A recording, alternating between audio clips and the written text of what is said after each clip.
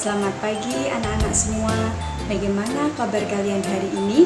Pasti kalian dalam keadaan sehat serta bersemangat ya dalam mengikuti proses kegiatan pembelajaran jarak jauh pada pertemuan kali ini.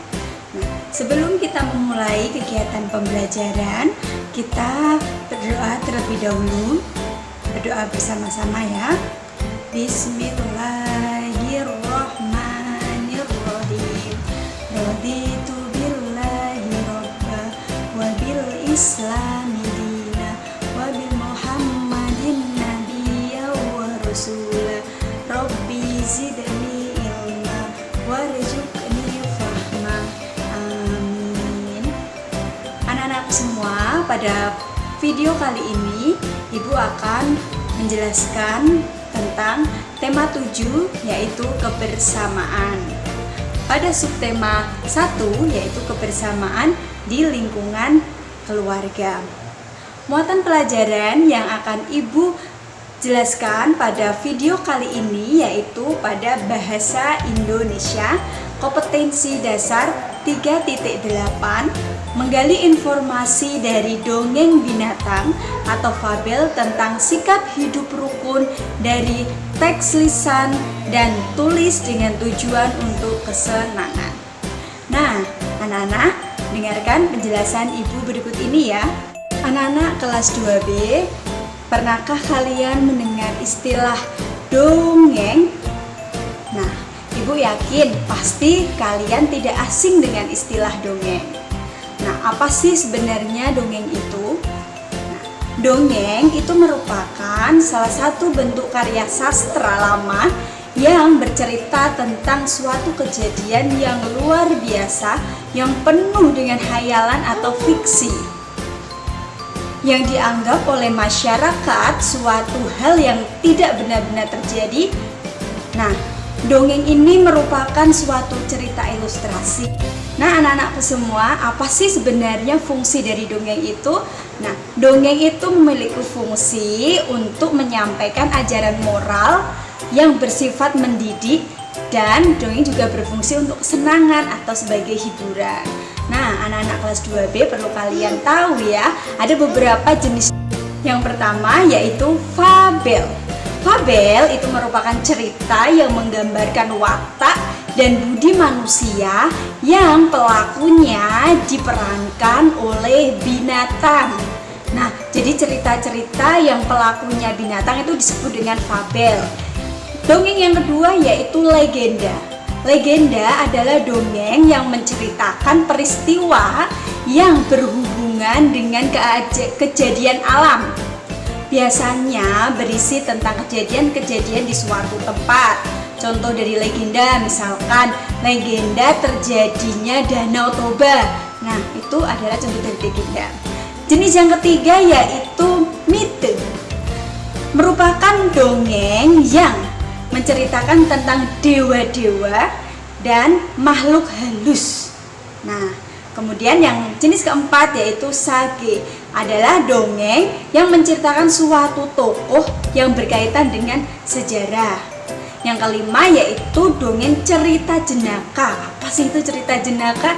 Nah, cerita jenaka itu merupakan cerita yang berisi tentang kejadian-kejadian yang lucu yang bisa membuat kita tertawa, yang menghibur siapa saja yang mendengarnya. Nah, jenis yang keenam yaitu cerita pelipur lara. Cerita pelipur lara adalah cerita yang biasanya digunakan untuk menjamu tamu undangan menggunakan media. Dan yang terakhir yaitu cerita perumpamaan. Cerita perumpamaan itu merupakan bentuk dongeng yang mengandung kiasan atau ibarat nasihat-nasihat. Nah, itu beberapa jenis dongeng. Anak-anakku kelas 2B yang sangat hebat, Ibu akan melanjutkan lagi penjelasan Ibu tentang dongeng. Nah, dongeng anak-anak itu bukan hanya cerita yang kalian hanya mendengarkannya saja tanpa kita tidak bisa memetik atau tidak mengandung apa-apa, tidak. Nah, di dalam sebuah dongeng itu ternyata ada beberapa unsur yang bisa kita pelajari dalam dunia pendidikan ini. Namanya itu adalah unsur intrinsik atau unsur yang terdapat di dalam sebuah dongeng. Ada 5 unsur intrinsik yang ada dalam dongeng. Yang pertama itu adalah tema. Apa sih itu tema? Tema itu merupakan ide pokok dari cerita, yang biasanya merupakan patokan untuk membangun suatu cerita. Itu namanya dengan tema. Nah, yang kedua, unsur yang kedua adalah alur. Alur ini merupakan jalan cerita yang diurutkan berdasarkan sebab akibat ataupun berdasarkan urutan waktu. Misalkan dari alurnya dari awal bertemu, kemudian dewasa, kemudian akhirnya menjadi tua, yaitu sebuah alur dalam sebuah cerita. Nah, unsur yang ketiga yaitu penokohan. Apa sih itu penokohan? Penokohan itu merupakan proses penampilan tokoh dengan pemberian watak, atau bisa kita sebut penokohan itu sama dengan wataknya, karakternya tokoh yang ada di dalam cerita itu. Nah, unsur yang keempat yaitu latar. Latar itu merupakan salah satu unsur pembentuk cerita yang menunjukkan di mana kejadian itu terjadi, kapan kejadian itu terjadi. Nah, itu adalah latar. Jadi latar itu ada latar tempat, kemudian latar waktu. Kalau tempat berarti kita sebutnya lokasinya kejadian cerita itu di mana. Kemudian kalau waktu itu bisa pagi hari, sore hari, petang, atau kalau dalam sebuah dongeng menunjukkan pukul itu bisa menunjukkan latar waktunya. Sedangkan unsur yang terakhir yaitu amanat. Apa sih itu amanat? Nah, amanat itu merupakan pesan yang ingin disampaikan pengarang kepada pembacanya, atau bisa kita sebut sebagai seperti pelajaran apa sih yang kita bisa ambil setelah kita mendengar atau membaca cerita dongeng tersebut, itu namanya amanat. Nah, itu beberapa unsur-unsur yang terdapat di dalam sebuah dongeng yang nantinya akan kita kupas tuntas setelah kalian nanti mendengar dongeng yang ibu bacakan ya. Nah, anak-anak kelas 2B, sekarang kalian coba simak dan dengarkan dongeng yang akan ibu bacakan ya. Dongeng ini ibu ambil dari buku paket kalian, buku lembar kerja kalian yang dongengnya berjudul tentang rubah dan burung bangau. Nah, dari judulnya ini merupakan dongeng kategori fabel, di mana tokoh dalam cerita ini adalah hewan atau binatang. Nah, simak baik-baik dan dengarkan ya. Rubah dan burung bangau. Pada suatu hari, seekor rubah berjalan-jalan di sekitar hutan. Rubah berpikir hari ini cuaca cerah dan ia bisa pergi memancing ikan. Rubah pun mempersiapkan alat untuk memancing dan bergegas menuju telaga yang ada di tengah hutan. Saat di telaga, ia mendapati burung bangau sedang berenang. Ia pun menyapa sembari mengeluarkan pancingnya. "Hai burung bangau, apa yang sedang kau lakukan?" "Aku sedang berenang sambil menikmati telaga yang sejuk membasahi buluku," jawab bangau sembari mengepakkan sayapnya. Rubah mulai memasang kail pancingnya. Tak lama kemudian pancingnya bergetar. Segera ia menarik pancingnya dan menyaksikan seekor ikan di sana. Dengan penuh sukacita, Rubah berkata, "Asik, aku akan pesta besar nanti malam. Bangau, apakah kamu mau makan malam di rumahku?" tanya Rubah sambil membereskan alat pancingnya. Bangau pun mengiyakan ajakan Rubah tersebut. Tepat di waktu makan malam, Bangau datang ke rumah Rubah. Tok tok tok, tok tok tok. Sembari membuka pintu rumahnya, Rubah berkata, "Silakan masuk." Mereka pun akhirnya duduk di meja makan yang sudah tertata rapi. Bangau merasa sangat lapar karena aroma masakan yang mengundang selera. Baunya sangat harum, tentu saja rasanya enak ini. Akhirnya makanan dihidangkan. Rubah memasak sup ikan dan meletakkan di piring kecil. Menyaksikan hal tersebut, Bangau sedih karena paruhnya panjang, tentu saja tidak bisa memakan sup di piring tersebut. Bangau hanya menatap dan terdiam. Melihat hal itu, Rubah bertanya, "Bangau, kenapa kamu tidak makan? Kamu tidak suka?"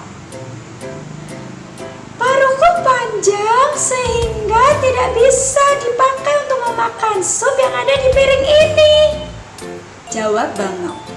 Rubah pun berkata, "Maafkan aku, Bangau, namun yang kupunya hanya piring kecil ini. Tapi kamu tidak perlu bersedih karena aku punya rantang dan akan mengisinya dengan sup ini." Akhirnya, Rubah pun mengambil sebuah rantang dan mengisinya sup sampai penuh. "Ini, bawalah rantang pulang dan kamu bisa memakannya di rumahmu," ujar Rubah. Kemudian Bangau pun menjawab, "Si Rubah, kamu baik sekali. Besok giliran aku yang mengundang kamu makan di rumahku ya."